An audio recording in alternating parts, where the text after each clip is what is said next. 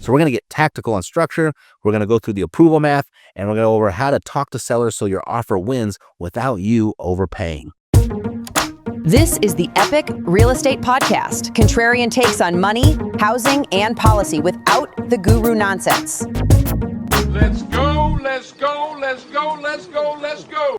Let's go. Mortgage rates right now are approximately at 6.65% as of the recording of this video. The DSCR loans, however, are at 6.25%. So if you're still begging big banks for investor loans, you're playing the wrong game. Banks have one box. Real estate investors use a toolbox. And if you're a W-2 earner, a small landlord, or a first-time investor stuck at 7%, this is for you. In the next few minutes, I'm going to show you 4 legal moves to beat today's rates and make deals pencil in 30 days. Quick reality check though. Today's market, it's not last year's. The average 30-year fixed sits at right around 6.65%, actually higher than a year ago. Inventory has surged to levels that we haven't seen since before 2008, yet prices are still near record highs. And heads up, 84% of investors expect a 25 basis point Fed cut on September 17th. It's all but guaranteed. That number has hit up to 100% here in the last few weeks, but we're sitting right around 85, 90%. But here's the paradox. Mortgage rates could rise when that happens. You see, the Fed cuts the overnight rate. Mortgages trade on bonds. So the Fed cut equals cheaper mortgage myth. That burns people almost every single cycle. So if cuts don't lower mortgages, what does? Well, there's 4 moves that you can make to make this happen. You can force it. So first move, stop letting banks decide your future. Conventional lenders want your W-2s. They want your tax returns. Then they want a perfect little story. But investors, we don't live in that story. So use the DSCR loan. This is debt service coverage ratio. It's a big, giant blessing to a lot of investors because the lender will look more at the property's performance as opposed to directly at your credit score like a bank would. So essentially, if the rent covers the payment, you qualify. No explain your side hustle nonsense. And then there's this. The DSCR loan is booming, approximately 35% over year growth, and rates are now cheaper than conventional, which is crazy. I don't think I've ever seen that. We're seeing 6.25% DSCR versus 6.5% conventional on live files right now. And yesterday's thinking said non-qualified mortgages, those are expensive. Today's thinking says qualify like an investor, right? Move number 2, blend your financing. Make your own rate. Quit arguing with 7%, just blend it down if you're limited to 7%. Ask the seller to carry a small second at a friendly rate. Then stack a bank first on top. Example, seller carries 10% at approximately 3%. The bank gives you 70% at 6.7%. So your blended cost drops to about 5.4%. Anna in Phoenix just did exactly this. Her blended cost fell from 7% to 5.4%, and the deal, all of a sudden, it's a winner. It pencils. And sellers are suddenly cooperative. First time in years that you can push price cuts. You can ask for credits. You can ask for a seller carryback. The supply is up. Days on market, it's stretching. So use this to your advantage. Seller's not going to be this pleasant in a frenzy. If mortgage rates do drop significantly, then all the buyers rush back and then all the sellers start giving you the palm all over again. So it's your turn right now. Take advantage of it. But lowering the rate is not enough. There's more that you can do. The pros, we lower the payments on purpose. So that brings us to move number 3. You want to control your payment with interest only. Most investors get this backwards. The 30-year fix, pay it down, be a hero type thing. The pros run interest only for the first 10 years on a 30-year or a 40-year with a long interest only window to lower the monthly payment and aim that surplus, that what's left over, point that where you could, it's better used, like for repairs or turns, your tenant turnovers, or the next down payment. If interest only saves you $300 a month, that's $3,600 a year that you can aim like a laser beam at your next favorite investment. The control beats the virtue signaling. Last quarter, we closed the DSCR loan plus the 10-year interest only in Tampa, and that freed $312 a month, enough to fund the turn that raised the rents. So we got to take that extra money and make it a nicer unit, so we were able to raise the rent and get a premium for it. And we can refi later if the math improves, but the point is, use the tool that's to your disposal and the one that's going to help you win right now. Move number 4, qualify like an investor, not a tourist. Retail banks, they got one line of credit. Good brokers got many and can blend them. So this is where the $2 trillion private money alternative lending wave is opening lanes. You got the DSCRs to qualify on rents. You got the cross collateralization of the equity. You can pledge stock or crypto as collateral without selling. You can mix the bridge loans.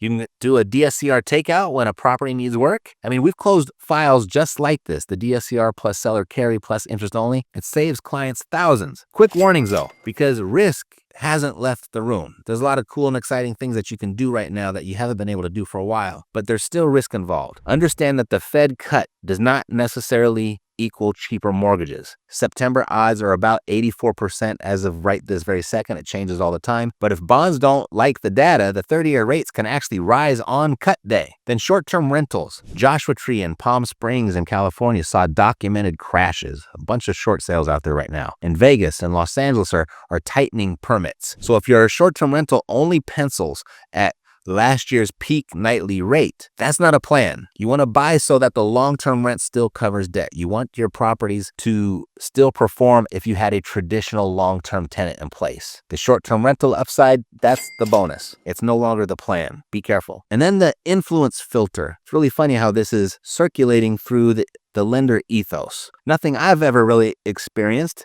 until recently, but now it's kind of commonplace. Roughly 1 in 4 real estate investing videos online carries misleading advice, and it's driving lenders nuts. California's already warning about the finfluencers, they call them. So be careful who you're listening to. I mean, at the very least, you can trust them if you like them and you know them. I'm not condemning your favorite influencer, but certainly confirm what you hear, all right? So, all right, here's your plan. 30 days to get dangerous. Week number 1, define your buy box and your lender. So your target here, you want to look for properties that are built after 1978. That's kind of the cutoff point for us now. You can look for long-term or mid-term capable properties with really light rehabs. You don't want to get involved in a bunch of work right now. And then just call a creative broker and ask for 2 quotes. Ask for a DSCR 30-year fixed quote and then your 10-year interest-only variant. Know your DSCR loans. Know the max loan to value and know how much cash you're going to need to close. It's going to help you formulate the right offer for yourself. And then often you're going to see, then week 2, go for the seller leverage. Make 3 offers. This is the name of the game. You just got to make offers, but start making those with blended loan requests. So your seller second at 3 to 4%, your bank first at market, or seller credit to reduce the cash to close. You're not begging, you're solving. They're not selling their properties. They're staying on days on market much longer. They're not in a position of power right now. Now, it's going to very much be determined by what's their motivation to sell. If they're just testing the waters, you're probably not going to get a lot of fluctuation there. But if there is some sort of distress there and they've been on the market for a while and they got to get moving, then you're probably going to encounter some sort of flexibility. So start going for it, because if this market shifts, you're not going to have that opportunity anymore. So take advantage while that window's open. So week number 3, as you're submitting an offer, put your paperwork in place to make it very easy for the broker and the seller to accept. Go and ask for the rent rolls, get your DSCR calculations in place, get your insurance quotes, your taxes, get that all tuned up. And plus, you need 1 paragraph as to why this pencils. And the fast yes or no in 48 hours makes brokers fight for you. All right. Week 4, scale your surplus. If your interest only freed you up for $300 a month, then pick one. Fund the turnover that raises the rent. So go ahead and maybe pimp out the unit so you can ask for more rent because you've saved the money on the interest only payment, or stock your capital expenditure account, get your reserves in check, or C, save it as for your next down payment and repeat the whole process on your next door and door 3 and so on. Now your bonus lane here, where the money really is. Luxury cash is back. In Los Angeles, approximately 25.4% of luxury homes are being sold for all cash. That means sellers know terms matter. Use carrybacks. Use credits. Private capital, it's everywhere. Private alternative lending sprinting toward $2 trillion in 2025. Your deal doesn't have to fit one bank's box. Get creative out there. Get outside the box. Start making offers. So here's what you want to avoid though right now. Buying a short-term rental that only works at last year's peak rates. If it is a short-term rental, you want to be really careful and probably even avoid that. You don't want to get hit upside the head with any sort of regulations or restrictions in your market. The second one, assuming the next Fed meeting is going to lower your mortgage rate. Those typically don't go hand in hand, contrary to popular belief. A lot of times the mortgage rates have already adjusted, anticipating the Fed cut. And then if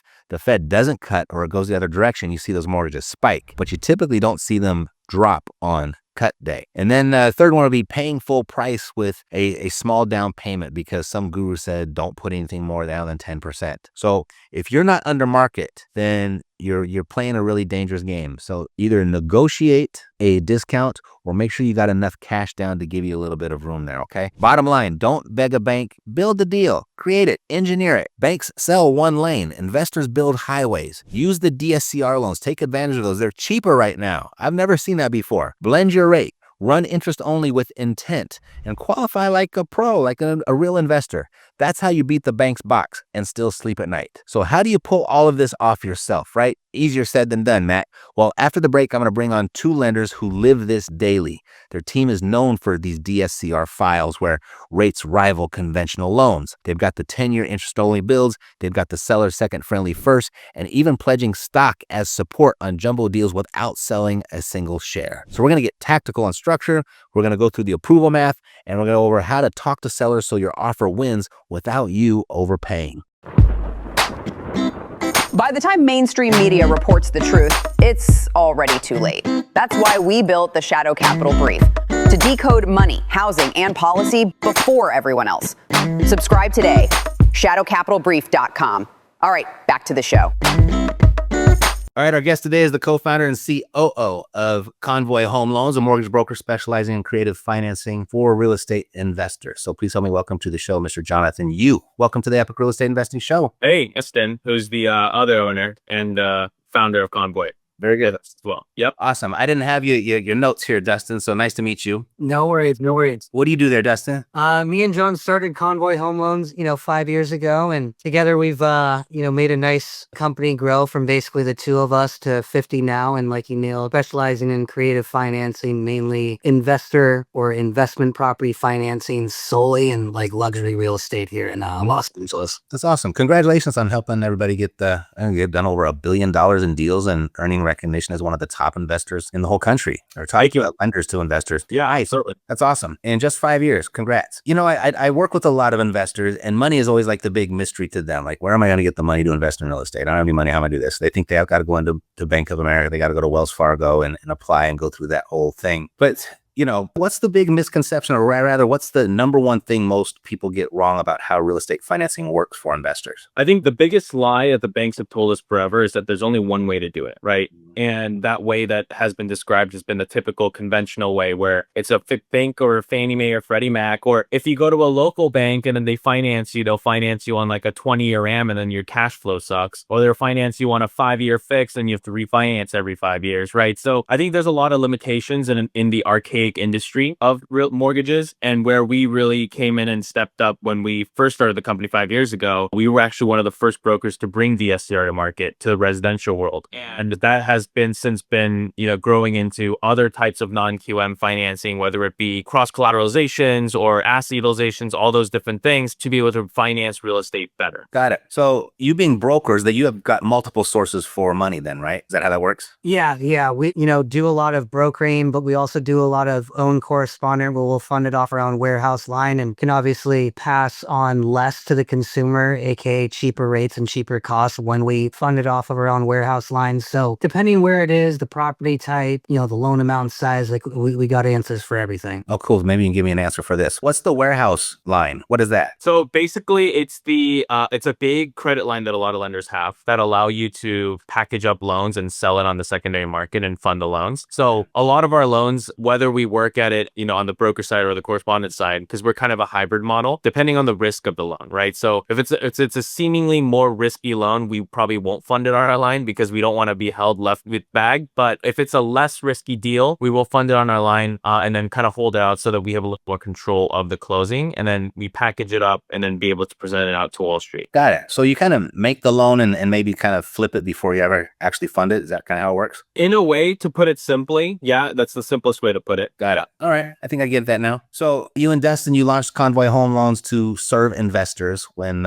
most lenders, as we've been discussing, are just too busy chasing first-time home buyers. So what gap in the market did you see that others were overlooking? So, in 2021 is when we started. And if you recall, that was still the tail end of when rates were still at 2.25, 2.3, FHA, VA, just refi everybody in the United States, right? And John and I saw the writing on the wall and put that in together with the fact that every single real estate investor with a net worth over $2 million, right? Even $1 million was impossible to get done on the conventional Fannie side. So we said, why don't we try and find a niche in the market, something that we could be, let's say, a bigger fish in a small pond rather than trying to compete with the Rocket, Loan Depot, entities that have football stadiums after them, right? Because, if you're self-employed or you own 100 properties, you're not getting a deal done going the traditional way. And that's what we wanted to, solve and fill the gap with starting Convoy. I've noticed over the last couple of years, most recently, that the sentiment around real estate is kind of pulling back a little bit. It kind of always does when crypto takes off and everyone kind of gets real estate goes out of fashion. But a lot of people will cite, hey, it's unaffordable, it's the high rates. When someone comes to you with that, I mean, for some people that they think this is like the worst time to buy, some people think it's the best time. What's your advice to people that come to you with that? Well, we actually practice what we preach. So I think a big part of why we are successful is we literally go out to market. We're investors ourselves, and we do exactly what we tell clients, right? Whether it be a bridge loan, whether it be purchasing on DSCR or whatnot, right? So is it the best time to buy? It depends on what market you're in, right? Is what I would respond with. But in most markets, if you can get a great deal, 20, 30% below the market value, you can buy something with a margin, knowing that, call it 5 years from now. You just can't look at it in like a 1 year, 1.5 year window. You need to look at it from a 5 year, 10-year window. If you bake that in, like some might say, right, and myself included and Dustin included, this is a great opportunity to amass a lot of real estate at a discount while everyone else is going the other way, right? You can't follow the herd mentality is what happens, right? If everyone's rushing one way, you got to kind of turn the other way. You got to be brave enough to do that. And if you are that brave person, think back in 2020 when COVID first hit and the market just stopped entirely. All the people that went out and bought real estate at that point in time are now sitting pretty with everything. Yeah. So it's the same kind of method, I think, that we've seen teeter-totter back and forth. But now I think different from back then is there's so many more opportunities available for investors in real estate to be able to purchase that are more accepted. So like, for example, people that are telling us that rates are too high, we're like, well, conventional investment rates and our DSCR rates are actually not that much different. On average, conventional sitting at like 6.5 or so. DSCR right now is sitting for us probably 6.25, 6.3, as low as 5.3. So we're writing loans in that space. And if that fills the gap between the clients that are like, I can't afford it, right, in terms of on paper, because their tax return says you can't do it, to, okay, let's find a way to make it work so that the property can actually work for you versus you working for the property. And that's kind of where we step in and try to change people's mindset a little bit on how to best structure deals so that it's good for the client. And we're actually famous for turning away deals. If we don't think it's a good deal, like there's been so many times where we've lost deals by just telling clients, hey, I don't think it's a good deal. I don't think you should get into it. So I totally agree with everything you're saying. And we're kind of preaching to the choir here. Trying to play devil's advocate the best I can, but when I believe everything that you're saying, it's tough. But when you're lending and you tell people to hold long term, which I think is the best way to invest in real estate, and you factor in more the 5 year window rather than the 1 year window, when you are lending, do you look at that same 5 year window? So depending on the term and depending on the, loan product that the client's getting, right? We're always going to underwrite it though on the full 30 year, because most of our notes that we're writing are 30 years. Obviously, none of the bridge ground up construction stuff is 30 years. Those are normally, 12 or 24 months. But what's nice in the residential DSCR space being mainly 30-year fix is we know exactly what your payment's going to be. Sure, we don't know what the property taxes will increase to in year 10 or what the homeowner's insurance will increase to in year 10. But that's what makes it nice for a real estate investor is, day one and then year 30, the payment's going to be the exact same. You have the rent. You know that rent most likely when you buy, you're going to be able to increase yearly as well, right? So you're able to plug it into your spreadsheet and really gauge not just the cash flow, but then, all right, how much is this property going to appreciate over the next 30 years, right? So that's what we love about it. Probably a lot, right? A lot. Because you can't create more land, right? At the end of the day, right? There's not new islands popping up where you can all of a sudden go build and do an infrastructure on. So I think that's our biggest play. Oh, it's such a huge supply demand imbalance, right? Correct. So you talked about your DSCR loan, a debt service coverage ratio, if you don't know, but you've also got some other creative stuff like 40-year mortgages and no income DSCR loans. So for someone that's listening right now, what's one tool or strategy that you're using that really is like a game changer for you guys? I think a lot of people underutilize interest only as an investment, strategy in terms of real estate, because they're so used to the 30-year fixed period, right? I have to pay off my mortgage in 30 30 years. In most times, the common investor will say, I need to pay it off because they want to make their loan amount smaller, right? But they're not taking into fact that if they are actually looking at a long-term basis, right, there should also be a little bit of appreciation that comes into play. And then also, if you have cash flow, let's say on a property, and you have a net extra $300 a month, right? If you go interest only versus call it a 30-year fixed fully amortizing, you get to control where that $300 goes, right? And if you're an avid investor and you have a portfolio, control over your money is the best power that you can have, right? So we tell clients, like, if you have something that needs repairs or you need to plug a hole here, you can take the surplus from this property and put in this, another property. So, we have the 40-year fixed program, which is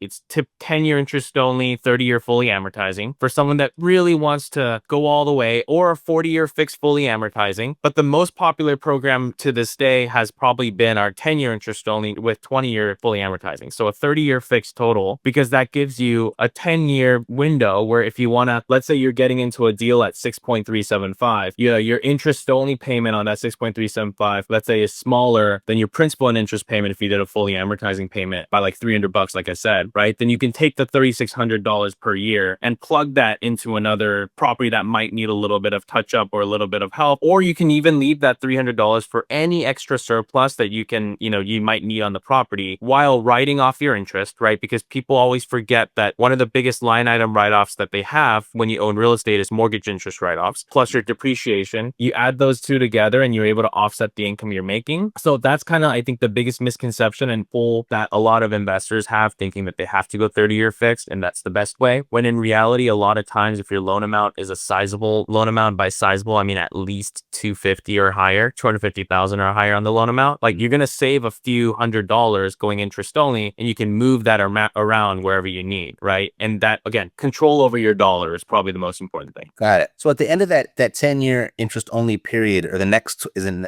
the rest amortized over the 20 years? Correct. In that program, yes. Exactly. But you'd have a payment. Here's the reason. Yeah, exactly. But here's the reason why we recommend that over the 40-year fixed right this minute is because most people in the next, call it 5 years or 10 years, probably going to refinance when rates are trending a little down, right? So this allows you to control what your surplus is during that time period, that interest only period. And then afterwards, if you want to let it go, by that point, hopefully in 10 years, you're cash flowing enough where a 20-year fully am won't really hurt you. Or you're in a position where in that 5-year or in that 10-year window, whether it's past 5 years, 7 years, or 8 years, you want to refinance to take advantage of the equity that you've built up, right, through appreciation. And also maybe you want to just refinance into a 30-year fix, get yourself a longer loan again to retack on that mortgage interest write-off, and then be able to actually pay down your loan at that point in time at a lower rate, because rates are trending down. It's flat right now, but it's trending down. And that's kind of the idea across the board. And that will allow you, again, more power over your dollar. The Fed just came out and pretty much gave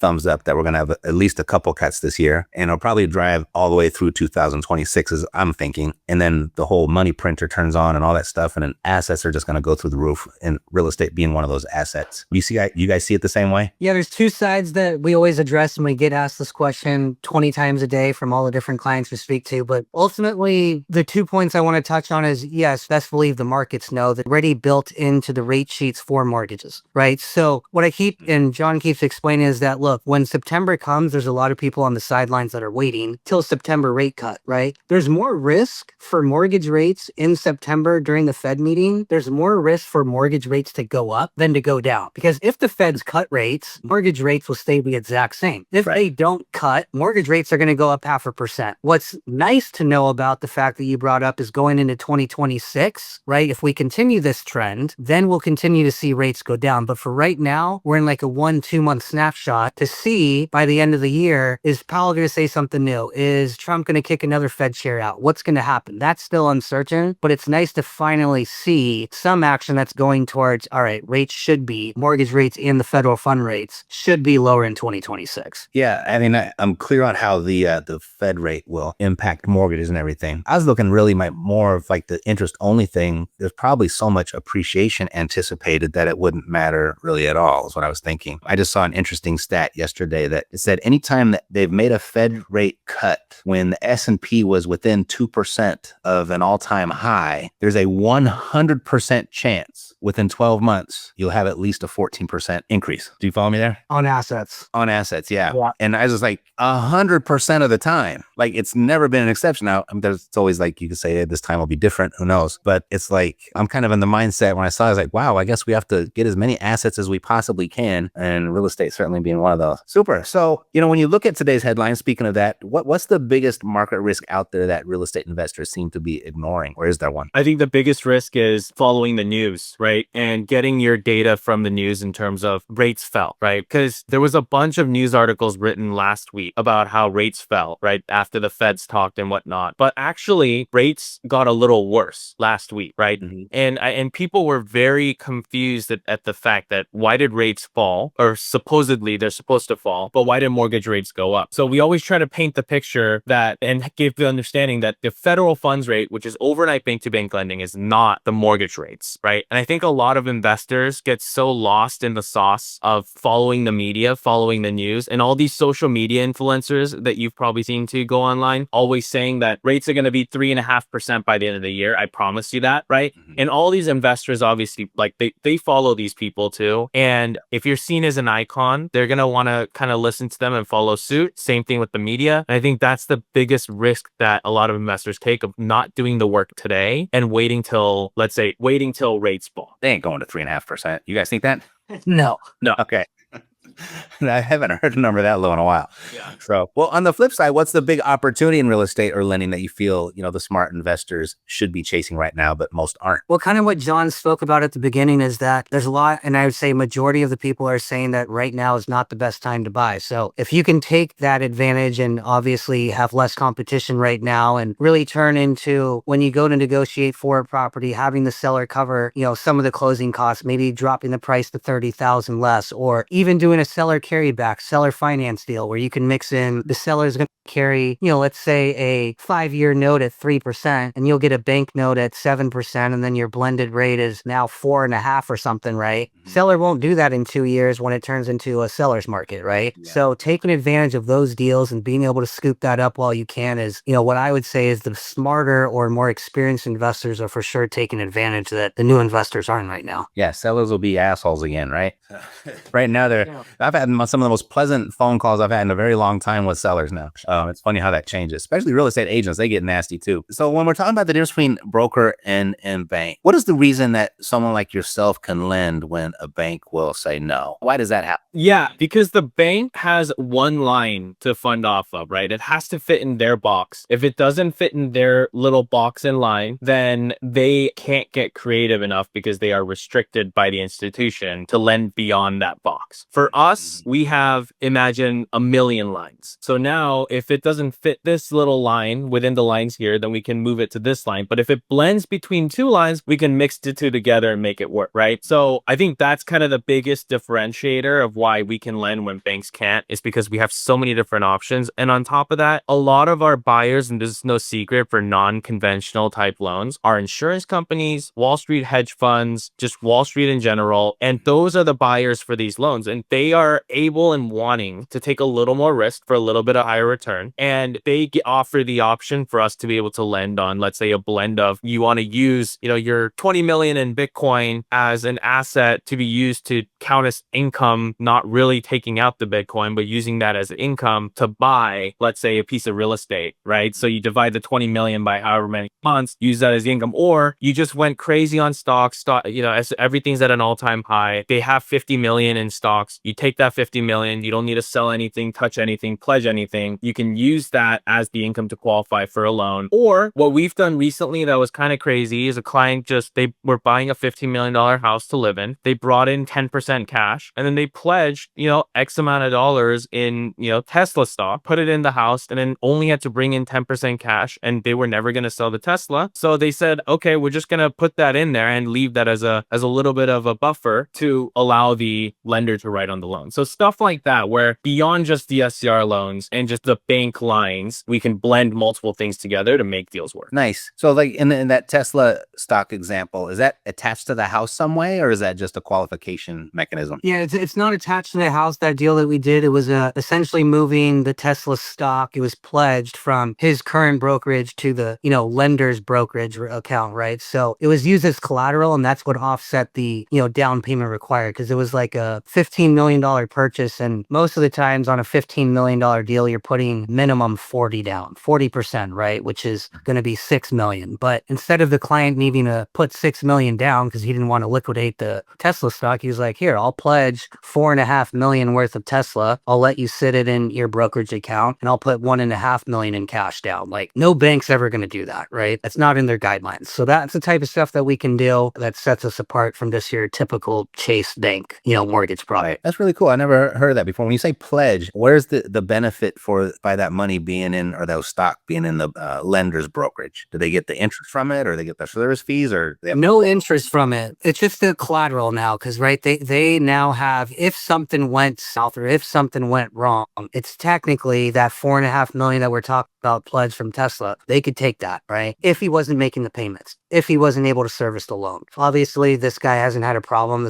But it just allows for a different type of collateral rather than just saying, give me some cash and we're never going to see that cash again. Got it. Understood. Another thing you mentioned was, if you got the seller to carry back a portion. So this is something that I do a lot. It's like almost my whole portfolio is on seller financing, sub-2 or private lending. And one of the more creative things that allowed me to do a lot of loans has been able, if I can convince the seller to take a second position. So if someone brought that scenario to you, would you loan on the first position if the seller was carrying the second? Yeah, absolutely. That's a lot of, I think, the best way for investors that want to maximize their dollar for dollar, obviously, to really invest in. As long as the seller on the second is willing to transfer everything over and obviously be lower than the market rate, because you don't want to do a seller carried second at like a 9% or a 10%. It doesn't make sense, right? You might as well just put your money in at that point. But as long as they're coming and being like, Dustin gave the example of like 3%, right? Then you can have a blended rate average. It's a lot better. Cool. Another resource. Everybody write that down, Convoy Home Loans, because they'll do it. I talk about it all the time. I've got a couple people that'll do it for me, and no one will do it for me, blah, blah, but you can call you guys, right? Very good.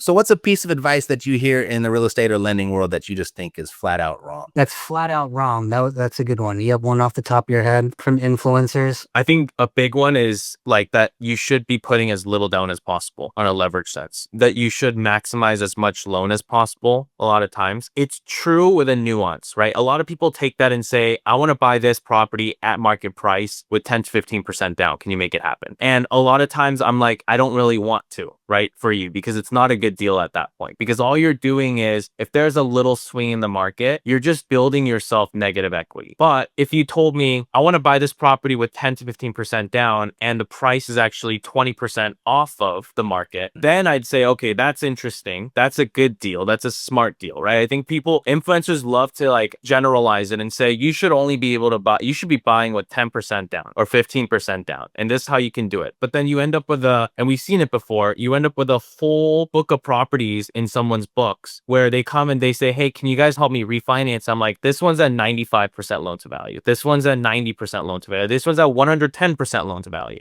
right? And at that point, you just really shot yourself in the foot because you just bought a bunch of properties at market, and that hurts you more than helps you. But I think the nuance that people need to add in, especially the influencers when talking about this, is if you are buying something under market, right? Under the market price, because then you build in a margin enough for you to be able to refinance if you need to later, and also build in that equity so that you're safe for any market swings. No one wants to pay full price for real estate. Don't do that. That's my piece of bad advice that you.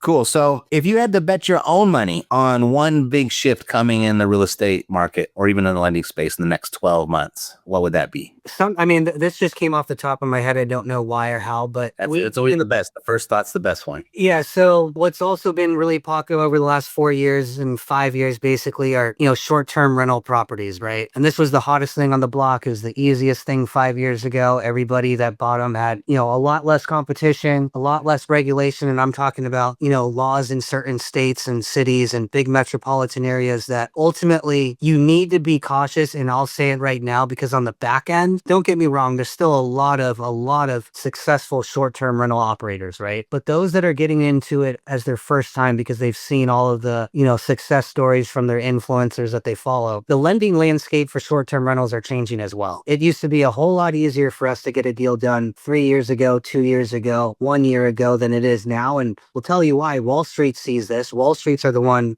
buying these notes. They don't need to, finance or make the box easy for short-term rental investors. They see all these laws prohibiting from being able to even, compete with, let's say, the Hiltons and the Marriotts of the world that are spending hundreds of millions of dollars to kick all of these Airbnb operators out. Because now if somebody wants to travel, they're going to go stay at a hotel. Unless you got an Airbnb that's giving you some sort of exclusive, experience where they got a butler, they got, the dock boat and all that. But short-term rentals getting financed in the next year or two, I think are going to be very, very difficult to get done. And I would stay, away from that. You would say not buy a short-term rental? No. I think with a new eye, if you do buy a short-term rental, make sure that you can cover the debt with a long-term rental payment. Like, the only reason you're buying that short-term rental is because you know that you can make more than the long-term rental, but as long as you can cover the long-term rental payment, and don't buy a short-term rental that's been operating at a premium, because we saw that happen a lot. And that's why a lot of, like, for example, like Joshua Tree area, where a lot of Airbnbs went underwater, is because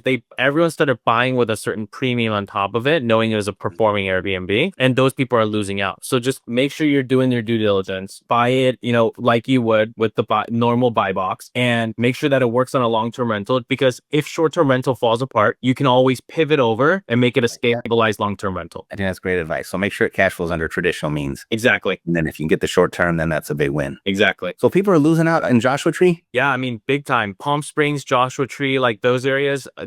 So the big reason why Dustin brought this up too is because we actually had a lot of, not our personal clients luckily, but a lot of lenders that were lending in the short-term rental space come to us and ask us to help them buy their loans, just because they were going bad from people not making payments. They were listed on the market because they initially bought it for, let's say, $900,000 to $1 million, and all of a sudden the market shifted, rates went up, right? Less people are using Airbnb and whatnot, and then the valuation, now the market demands a $700,000 valuation, but they bought it for $1 million. So now they're underwater for the $300,000, and they just can't cover the debt, and so they stop making payments. A lot of these houses go into foreclosure, and then the debt goes bad, and then you have all these lenders out here going, oh my gosh, I have all this short-term rental business that literally debt went bad, and they're making calls to anyone they can that'll help them kind of dig them out of that hole. That's why we've seen, and Dustin's saying for the long run. Got it. Good. Well, I feel bad for those people, but it makes me a little happy because I thought I missed out on that boat, and I was kind of bummed that I did. It was good while it lasts. You got to adapt in any industry. Like, you can't,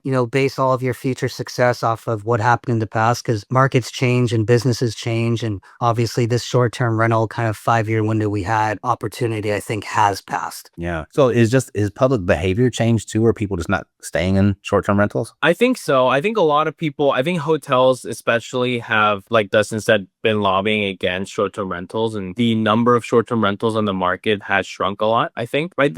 Don't get us wrong, there's a lot of markets, pockets of America. Like, don't get mad if you operate a short-term rental and you're listening to this being like, I make 100 times over, like, we are for you. But that's not the majority of America, right? The problems were you got a random house in downtown Los Angeles that wants to do a short-term rental, that LA County just came out and said, hey, sorry, no more short-term rentals, right? And then they stopped that, and so those died out. And then, a lot of people just don't have the option now in downtown LA to use a short-term rental instead of a long-term, like a hotel. I remember that. LA kills all the fun, don't they? Yeah. I mean, but what's funny is, like, Tennessee too, right? They were issuing a lot of permits for them, and they were saying if you don't have a permit, you can't do a short-term rental there. So a lot of states and cities have followed suit. Now, that's why the adapting has to happen. And that's why we say, make sure it works on a long-term rental to that cover instead of depending on the short-term rental to make it work. Got it. You guys have brought up the word influencer a lot. So I'm imagining that a lot of your customers are younger. Is that accurate? Well, we have a younger crowd, but we also also have a lot of like influencer clients as well. Yeah. So, because I think creative financing and just being able to provide rates that are better than market, right? What they can find out there, and just people that are more knowledgeable, just, not to toot our own horn, but just because we funded a lot of volume, see so much, right? I think a lot of people depend on us for a lot of information. And because of that, we talk about influencers a lot, because there's influencers, like if you have a blue check mark now, you can pay for one. Everyone's an influencer these days, right? And everyone claims to be, and there's so many fake ones. There's a lot of good ones, and those ones are the ones that are our clients, but there's a lot of bad ones that give really bad information. I'm sure you've seen it too. Really bad information that have a huge following that just people are just,